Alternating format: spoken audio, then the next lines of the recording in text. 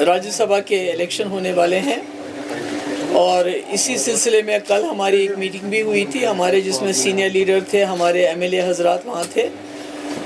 इसको लेके कि हमारा क्या होना चाहिए, लाहे अमल हमारा क्या होना चाहिए। जैसा कि आपको मैंने पहले भी बताया कि फारूक साहब का फ़ोन आया था मुझे कई दिन पहले कि भाई हमें आपकी वोट की ज़रूरत है, और मैंने उनसे कहा था कि हमें बेशक हम आपको वोट दे सकते हैं, पर हमारी एक दो शर्तें हैं। एक तो जो हमारे बिल्स हैं, जिसमें लैंड रेगुलराइजेशन का बिल बड़ा इम्पॉर्टेंट है। जैसे आपने देखा कि पूरे मुल्क में जिस तरह बुलडोज़र चला, यहाँ भी काफ़ी जगहों पे बुलडोज़र चला, जहाँ सरकारी लैंड में जो गरीब लोगों ने कोई घर बनाया था घास चराए में 4 मरले 8 मरले 10 मरले, उनके ऊपर पिछले 2019 से लेके आज तक उनके सर पे तलवार लटक रही है। हम चाहते थे ये तलवार हट जाए, वो लोग भी जीना इज्जत से जिए। इसमें शेड्यूल्ड ट्राइब कम्युनिटी के लोग ज़्यादा इसमें शिकार होते हैं, जैसे हमने जम्मू के सांबा हो, कुठवा हो, उन इलाकों में देखा, कश्मीर में भी बहुत ज़्यादा हुआ। और दूसरा ये जो यहाँ सैकड़ों सालों से जो होटल यहाँ चलाते थे, होटल वाले थे, मैंने पहले भी कहा, होटल वाले जो हमसे ज़्यादा नेशनल कॉन्फ्रेंस के नज़दीक रहे हैं, क्योंकि नेशनल कॉन्फ्रेंस 60 साल सरकार में रही, हम सिर्फ 6 साल में रहे, तो इसलिए उनके साथ उनका ज़्यादा ताना बाना है। मगर आज वो भी खतरे में है, वो होटल वालों की जो लीज़ है वो भी खतरे में है। उनको भी कहा जाता है कि उनकी लीज़ ख़त्म करके उस पर ऑक्शन की बात की जाती है, जिसकी वजह से जो कश्मीरी यहाँ जिसके पास होटल की लीज़ है वो ख़त्म करके बाहर के लोगों के हाथों में दी जाएगी। और ये इसको हम सही नहीं समझते। हम समझते हैं कि 370 का जो असली मुद्दा है वो जम्मू कश्मीर की ज़मीन को बचाना है, कैसे बचाए, और ख़त्म भी इसीलिए किया गया है। तो अब इसको देखते हुए हमने वहीद साहब ने एक बिल लाया है कि रेगुलराइज होना चाहिए, जो गरीब लोगों के पास घास चराए में मकान है, दुकान है, जो है उसको रेगुलराइज किया जाना चाहिए, उनको उसकी ओनरशिप मिलनी चाहिए, मालिकाना हुकूक मिलना चाहिए।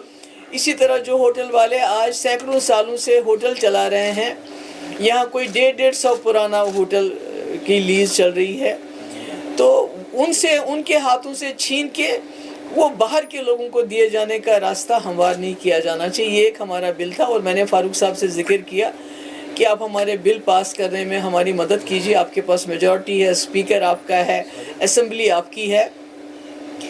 तो आपको याद होगा कि जब मैंने इस बिल का जिक्र किया तो उस वक्त सुनील शर्मा ने कहा था कि हम देखेंगे ये बिल कैसे आएगा, थ्रेटन किया था, और इस बिल को लैंड जिहाद का नाम दिया था।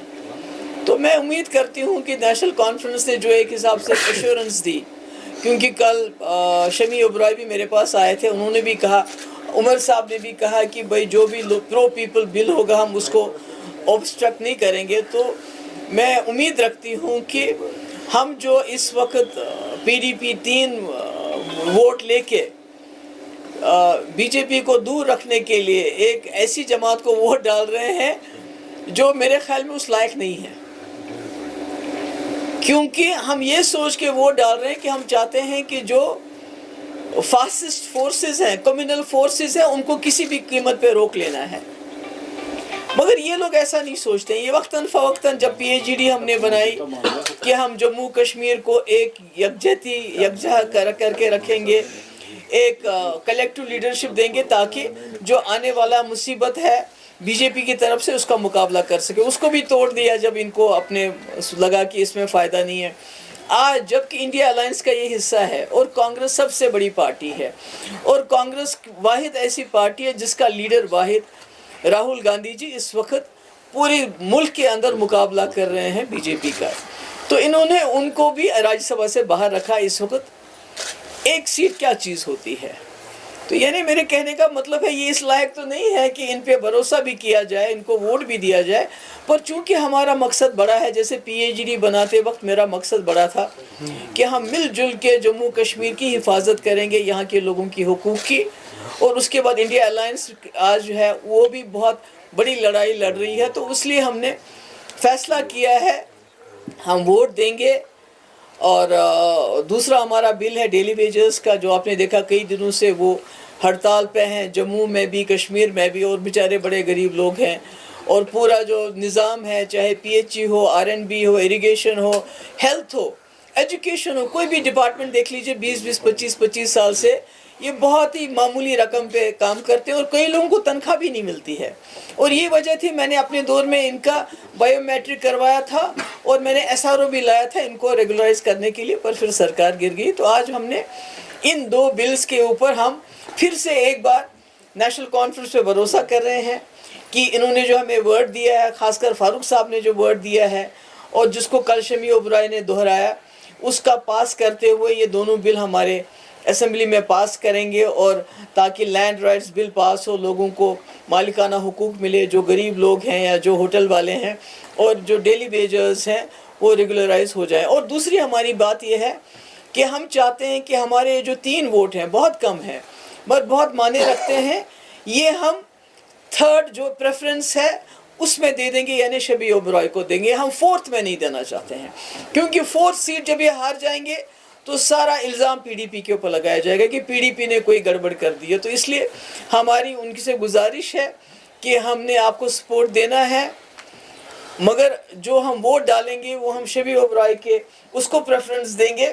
ہم 4th میں نہیں دیں گے، آپ اپنے ووٹ ان کو ڈائیورٹ کر لیجئے 4th سیٹ میں، پر ہم 3rd سیٹ میں آپ کا سپورٹ کریں گے، کیونکہ ہم نہیں چاہتے ہیں کہ کل کو اگر 4th سیٹ BJP جیت جاتی ہے اور ہار جاتے ہیں تو آپ جو اپنی ناکامی کا جو ہے ٹوکرا ہمارے سر پہ پھوڑیں. تو that's all.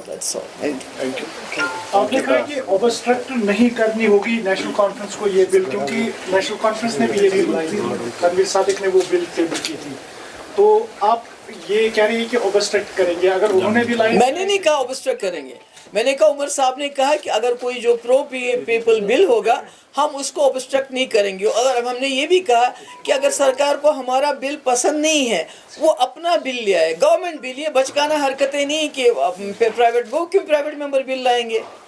وہ تو سرکار میں ہے نا، پرائیویٹ ممبر بل تو ہم لائیں گے نا، ہم اپوزیشن میں. وہ تو اگر وہ کوئی چیز کرنا چاہتے ہیں تو گورنمنٹ بل لائے، ہم بھی سپورٹ کریں گے، یا ہمارے بل کا سپورٹ کریں یا اپنا بل لا کے ہمارا سپورٹ لے لیں. محبوب جی، آج ریزولوشن بھی گیا تھا آپ کی پارٹی کی طرف سے جس میں کہا گیا تھا کہ وقف بورڈ کو ریسٹور کرے یا متحدہ مجلس عمل کو وہ ہینڈ اوور کیا جائے، لیکن وہ بیلٹنگ میں جو ہے ڈراپ ہوا ہے وہ ریزولوشن. نہیں، وہ تو وہی نہیں، دوسرا جو ہم نے ایمنسٹی لایا تھا بجلی کو لے کے کہ 1 ٹائم ایک بار معافی ملنی چاہیے، کیونکہ آپ کو پتہ ہے جب سے سمارٹ میٹر لگے ہیں جس کے مخالفت عمر صاحب الیکشن سے پہلے کرتے تھے اور یہاں 200 یونٹ بجلی فری بھی دینا چاہتے تھے، آج سمارٹ میٹروں نے جموں کشمیر کے لوگوں کی کمر توڑ دی ہے. تو ہم نے ایک لایا تھا ریزولوشن، فیاض صاحب نے لایا تھا، یہ کہہ کے کہ 1 ٹائم ایمنسٹی ملنی چاہیے لوگوں کو، خاص کر غریب لوگوں کو جو وہ اتنا بل نہیں دے پاتے ہیں. تو اس کو بھی ریجیکٹ کیا، اس کو بھی ریجیکٹ کیا. تو مگر میں چاہتی ہوں کہ بل کو جو ہے اس کو ایکسیپٹ کرنا چاہیے. اب یہ میرے خیال میں یہ بال از ان دیئر کورٹ، یہ لوگوں کی عدالت میں ہے. اب چاہے ہمارا لینڈ کا بل ہے، چاہے ہمارا ڈیلی ویجر کا بل ہے، یہ اس کا فیصلہ اگر انہوں نے اسمبلی میں نہیں کیا تو پھر لوگوں کی عدالت میں اس کا فیصلہ ہوگا. تھینک یو سو مچ. کیونکہ ہر مدعا اپنی جگہ جو بھی کوئی سامنے لائے ہیں، اس میں یہ کہا گیا کہ with in short period of time, شاید 4 دن کی اسمبلی چلے گی. سپریم کورٹ کا آرڈر ہے کہ جو بھی کوئی مسئلہ ہوگا سب جسٹس لائک اسٹیٹ وہ اس میں ڈسکس نہیں کیا جائے گا. تو کتنا بڑا نیگیٹو سا راستہ جا رہا ہے، اسٹیٹ کی بات ہی نہیں ہوگی اس سیشن. نہیں دیکھیے، میں تو نہیں کہتی ہوں کہ ایسی کوئی بات ہے، کوئی چیز ڈسکس نہیں ہوتی ہے. 370 بھی سب جوڈس تھا، BJP ہر جگہ 370 کی بات کرتی تھی. کہاں 370 کی بات کی؟ بابری مسجد سب جوڈس تھا، ہر الیکشن میں وہ بابری مسجد کی بات کرتے تھے. میرے خیال میں یہ کنوینئنس کی بات ہے. دوسری بات میں اسپیکر صاحب سے گزارش کرنا چاہتی ہوں کہ جو پچھلا 2024 کا الیکشن نیشنل کانفرنس سے PDP یا کسی جماعت نے لڑا، تو ہم نے لڑا فریڈم آف ایکسپریشن، یعنی لوگوں کو اپنی بات کہنے کا حق دیں گے ہم جب ہم سرکار بنائیں گے یا اسمبلی میں آئیں گے. آج اس کو پھر سے دبایا جا رہا ہے، کیونکہ میں نے سنا جو بھی جرنلسٹ ہیں، میڈیا کے لوگ ہیں، بہت سلیکٹیو اس میں ان کو اندر آنے دیا جاتا ہے. اسمبلی کے اندر بہت سلیکٹیو ہو رہا ہے.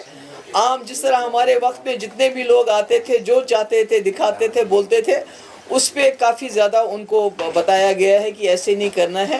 اور تیسرا مجھے دھیان آیا کہ میں عمر صاحب سے یہ کہنا چاہتی ہوں کہ انہوں نے سنیل شرما نے ہم کو دھمکی دی ہے کہ آپ کا بل اسمبلی میں نہیں آئے گا, یہ لینڈ جہاد کا بل ہے.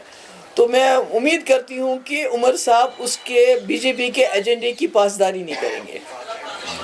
وہ اس بل کو دیکھیں گے اسمبلی میں آئے گا بھی اور اس کو پاس بھی کروائیں. اگر وہ ایسا نہیں کرتے تو پھر لوگوں کو فیصلہ کرنا پڑے گا کہ بی جے پی کے ایجنڈے کو امپلیمنٹ جموں کشمیر میں کون کر رہا ہے. Thank you. وہ فل پاور رکھتے ہیں, میں نے وہی سب سے اسمبلی میں پوچھا تھا, میجارٹی ہے پورے ان کے پاس 50 ممبر ہے, نیشنل کانفرنس کے پاس 50 ممبر ہے, بالکل پاس کر سکتے ہیں بل کو, اس کو تو کوئی نہیں روک سکتا. اور ہماری بل میں کوئی ٹیکنیکل اینٹی نیشنل بل نہیں ہے. اب دیکھیے نا, سنیل شرما نے کہا کہ یہ لینڈ جہاد کا بل ہے, یہ اینٹی نیشنل بل ہے.